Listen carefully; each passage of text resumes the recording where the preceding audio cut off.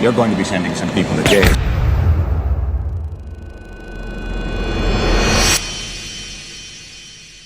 The movie opens in Atlantic City. The atmosphere is pure chaos because Hurricane Jezebel is raging outside.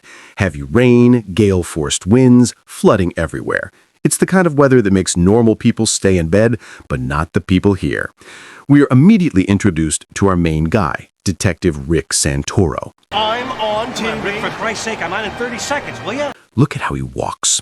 He's a cop with too much energy and zero morals. He struts through a crowd of 14,000 people in the boxing arena, shaking hands, and his other hand is busy pocketing bribe money. Wow, the whole 50? In the hallway, he bumps into his friend, who looks pale as a ghost, Cyrus. What? Cyrus owes Santoro a gambling debt. Santoro doesn't waste time. He just reaches into Cyrus's pocket and takes his wallet. Police officer by day, debt collector by night. Friend, Cyrus. Rick finally gets to his VVIP seat. His childhood best friend, Kevin Dunn, is already there. There he is! It's all right. Kevin is a different breed. Sharp uniform, intense gaze, perfect posture. He is on duty, guarding the U.S. Secretary of Defense. His name is Charles Kirkland. Secretary of Defense, Mr. Charles Kirkland. Remember, it's Charles Kirkland, not Charlie Kirk. Check out the ringside situation. This detail matters. Across the aisle, there's a stunning woman with hair as red as a bonfire, Serena. Kevin Dunn's eyes immediately wander. The bell rings for round one. And here is the fatal mistake. Kevin Dunn, a high-ranking Navy officer, leaves his post. He abandons the secretary just to walk over and flirt with Serena near the restrooms. I don't know who you are, but you have no right to hassle me like this. He leaves the VIP target completely unguarded. Priorities, right? The moment Kevin leaves, a random woman appears. She looks weird, wearing a cheap blonde wig and thick glasses. Julia Costello. Well, I'll just need 1 minute. Me too. She runs in, sweating, and sits in the empty seat right next to the secretary. She looks incredibly nervous. Now, the key moment.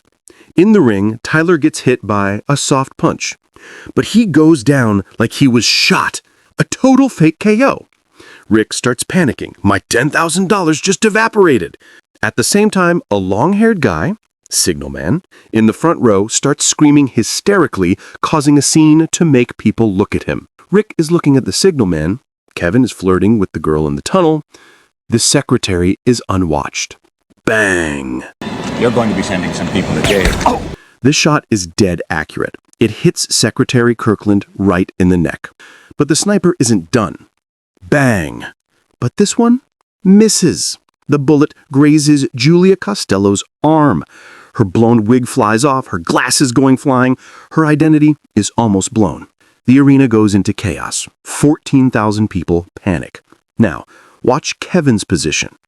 He is still in the tunnel near the restroom with Serena. He hears the noise and the shots. Without thinking, Kevin draws his weapon.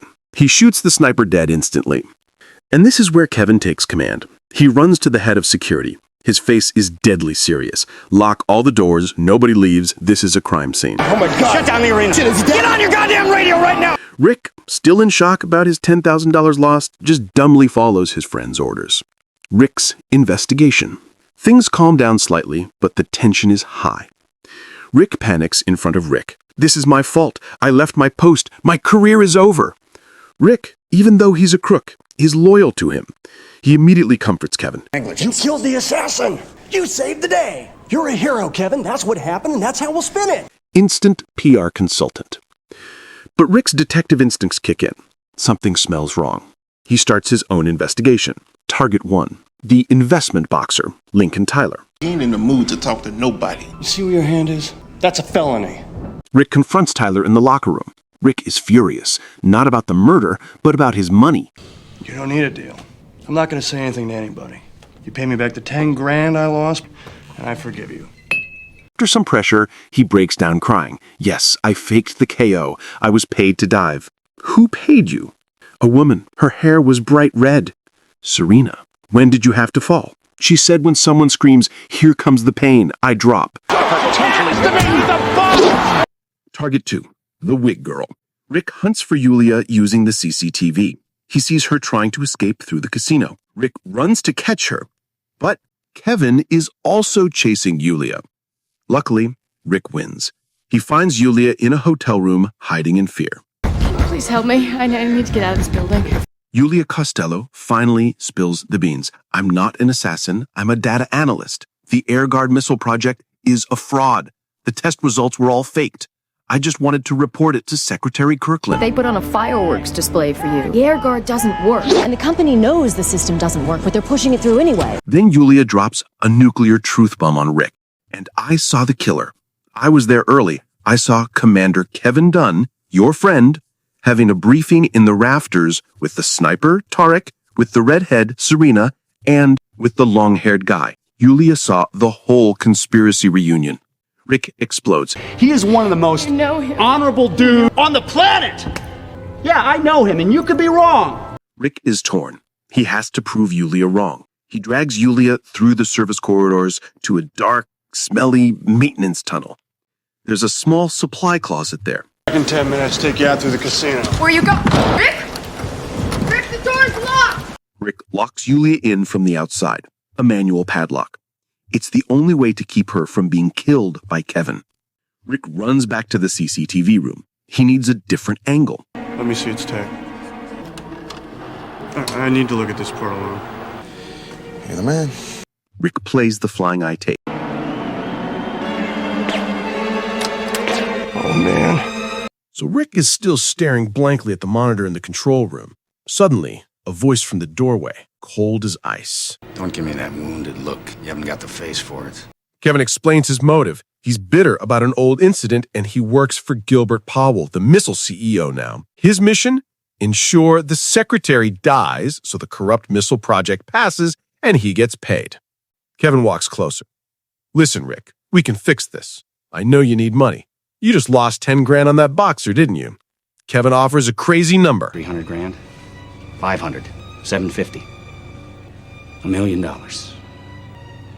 1 million. Rick looks at Kevin. He sees his friend who's turned into a monster. For the first time in his sinful life, Rick Santoro finds a conscience. I can't do it. That's a shame. Suddenly, Lincoln Tyder appears in the control room. Turns out he works for Kevin too. Sorry, Rick. While Rick is unconscious, Kevin smartly plants a tracker on Rick's jacket collar. Kevin knows as soon as Rick wakes up, he'll run to save Julia. I'll be back in half an hour. Rick wakes up, head spinning, face bruised, nose broken. He realizes Julia's in danger. He stumbles toward the maintenance hallway where he locked Julia up. He doesn't realize that behind him, Kevin is walking calmly, watching the tracker screen. Rick reaches the hallway. The closet door is in front of him. But before he can open it, from the end of the hall, Kevin appears, gun raised. Get out of the way! Rick's trapped, Kevin ready to shoot.